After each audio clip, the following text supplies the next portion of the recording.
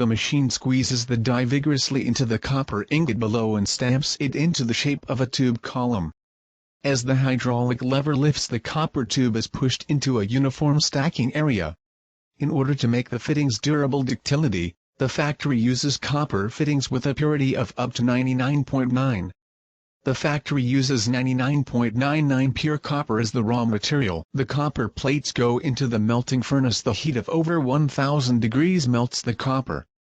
When the copper liquid flows into the second furnace, the molten copper is sucked out through a pipe by a built-in mold. After hardening, a solid copper rod is formed with the same dimensions as the pipe.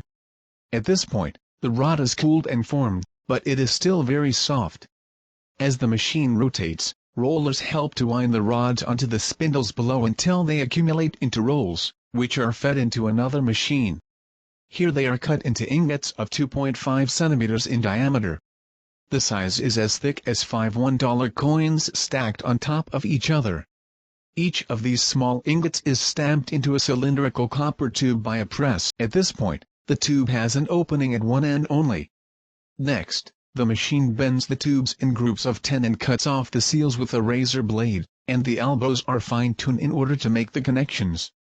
It is now held in place with a mold that opens and closes at the top and bottom.